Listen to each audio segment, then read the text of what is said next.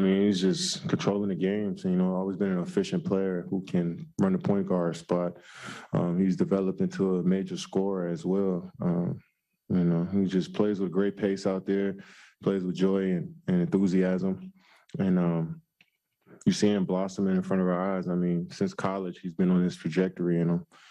As a basketball fan, you can't wait to see what his years going forward. That is none other than Kevin Durant talking about, just call him a superstar. I mean, I hate to use that word loosely because, everybody can't be a superstar. You got to have room for just stars. But right. if I'm a little early, if I'm a little early, so be it. If he's not now, he will be very shortly. Talking about Ja Morant, who put in work against the Nets last night, has been putting in work the last several games since his return from injury. Last time we talked about him, Michael, there was some idiot fan on the courtside talking about maybe they're better without you, and unfortunately, Ja took that to heart. Probably a season ticket holder too. Right, and now he's taking it out on the rest of the league for the streaking Memphis Grizzlies. The opposite of an idiot is Kurt Helin of Pro Basketball Talk, who I know Kevin Durant and the Michaels are preaching to the choir on Ja Morant because I have seen you several times write and reiterate. I like to say Steph Curry is the greatest showman in my lifetime or in the history of team sports, obviously the NBA. You have been pounding the table that for your money, Ja Morant is the most entertaining player in the NBA. The floor is yours, my friend. Yeah, he absolutely is because he's got some Iverson in him, doesn't he? He's got some, I'm going to get to the rim. He has the best body control in the air in the league. He's when you watch him warm up, I mean, he's got good height, but he's skinny. You're like, that guy's going to dominate the game. And then he goes in amongst the trees and just makes play after play inside. His three-point shots falling this year, which has really stepped up his game. He's knocking everything down. He is such a phenomenal player. He's really developed. And I think you've seen the last week or so. To me, look, Steph Curry held that title for a long time. Like the guy I just stopped, Damian Lillard has held it. Like, I'll just stop on League Pass. You got to watch him play. Ja Morant's become that guy. The guy I'm just like, hey, the Grizzlies are on. I'm going to go watch the Grizzlies. He's that much fun. He's that entertaining. And by the way, Grizzlies are pretty good, guys. Well, that's what I was going to ask you. That was going to be the follow-up. Like, I mean, we've reduced the Western Conference to a two-horse race between the Suns and the Warriors for the most part, with apologies to some other contenders. Jazz. But, yeah, okay. Yeah, that's why I said some apologies. But, like, how much of a factor can the Grizzlies actually be, given how good they were without him, how much better they are with him?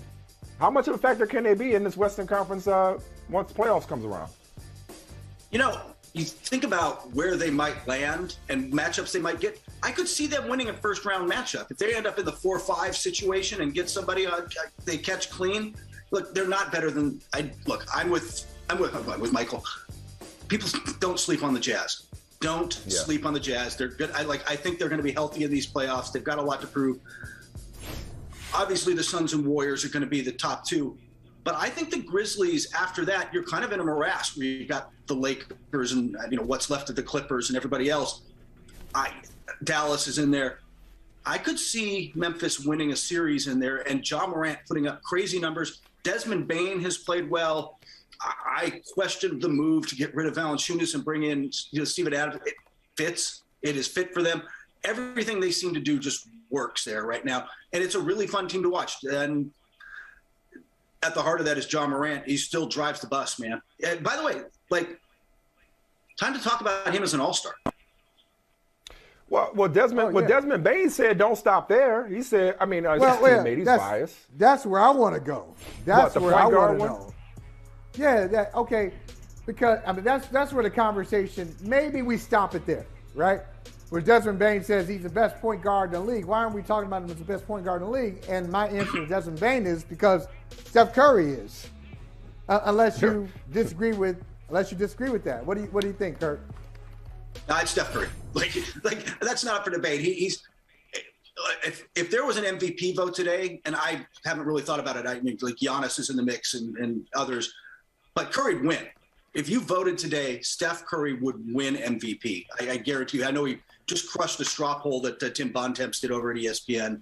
I know Hoops Hype has another one coming out. I'd be shocked if Curry doesn't win that one. And that said, Morant's going to be the best point guard in the league, I think. Maybe we get surprised by Cade Cunningham or something, but right now, I think Morant's on that trajectory. I think in a few years, he might be that guy. He's just not right now, but he's a all-star to me and borderline all-NBA player. You know, a guy that not long ago was in the best point guard conversation, and you know, when he's on the court, probably still should be. We didn't know if we did talk about it all this year is Kyrie Irving. He's on his way back. Let's look at the opposite side of last night's outcome in Brooklyn. On his way back, making his debut tomorrow, I believe, at Indiana. Yep. Michael, you and I haven't even talked about Kyrie Irving because we just came back from vacation, and when we were gone, the Nets, you know, said, hey, he's coming back. Kyrie cleared protocol, and he's on his way back. So it's interesting, Kurt, because when he first declined to take the vaccine and couldn't play, and the Nets were like, well, you're not going to be a part-time player, I was like, the Nets have plenty enough firepower to be a contender without Kyrie Irving. Like, he's a luxury, not a necessity. Now, at one point, they looked like they had it together. They were like 23-9, top of the East. Harden was rounded in the form. Durant was Durant.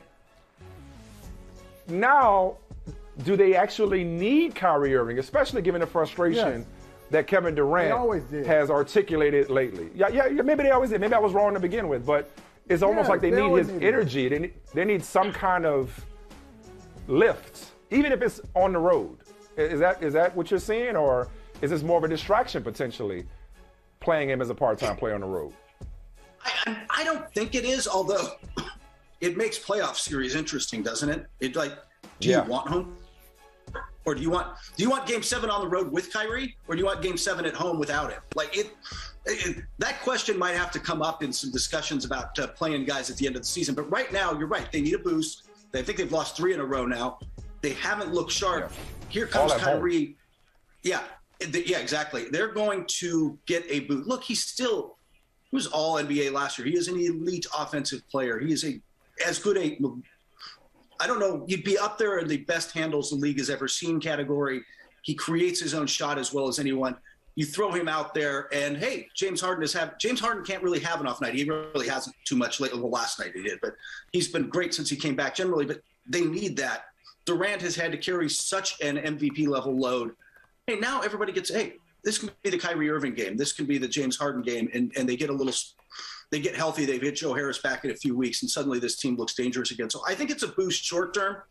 I think it's a really it doesn't it feel a little bit like a college team, those college teams that occasionally try to start, hey, we got 2 quarterbacks. We're just going to rotate them. That never works. I'm not sure how it's going to work in a playoff series, second round and beyond, especially if they're playing somebody good. But short term, I think they need the bump, and we'll see what Kyrie does. You can predict what Kyrie's decision will be on everything down the line. I'm staying out of his mind. Hey, Kurt, I usually don't believe that there's such a thing as too much talent. I'm wondering about Golden State, though, because Klay Thompson is coming back on Sunday. Supposedly that's the plan. I don't know how they'll play him. I'm guessing not a lot of back-to-backs, maybe not more than 25, 30 minutes game. I don't know. But I look at the way they are right now, and I see some guys on their bench that a lot of teams would like to have as starters. So how's this going to work with Klay Thompson coming back? That seems like a bizarre question, but I wonder if you're in the same, if you're just like me thinking, all right, Steve Kerr, how do you manage this thing and keep everybody happy? No, it's Steve Kerr might be coach of the year right now for how he's handled, how much he's gotten out of Jordan Poole, Gary Payton II, Bielitsa, all these guys who are, Kevon Looney, all these guys who are not necessarily big players who have played such key roles for them. Obviously Curry's been Curry, but now you bring back Klay Thompson. Kerr said he's going to start him, by the way. But if Jordan Poole loses minutes, if some of these other guys lose minutes, does that really make them better? I mean, long term, yes, and you've got to play Klay, because if he can get back to being 90% of Klay by the playoffs, watch out. But it's a real challenge. Are you counting? Count along now. 17. 18. Yeah. I think the shot form is there. By the way, I'm really digging the Jackie Moon wide headband look he's got going with the fro coming out the top. He's full on semi-pro like look right now. They're going to be better, but I think it is a short-term concern of keeping everyone happy. They just beat the Jazz. They just beat the Suns. They've beaten everybody. They beat Miami last night. Short-handed. Now you're bringing this back. It's some work for Kerr to massage some egos, but he might have been in a situation like this before. So, yeah, well, not just that. It's a guy that is universally beloved. It's a guy that's universally admired. His teammates love him. The league loves him. It's just going to be good to see him back, and it's certainly a first world problem. Kurt Helin for Pro Basketball Talk. Hey, bro, thank you so much for spending some time with us and dropping some knowledge. Hey, you take care. Anytime, guys. I'd love talking to you. Take care. All right, brother. Thanks, Kurt. Hey, thanks for watching Brother from Another on YouTube. Make sure you hit subscribe before you leave, and be sure to watch us 3 to 5 p.m. Eastern Time on Peacock. Appreciate you.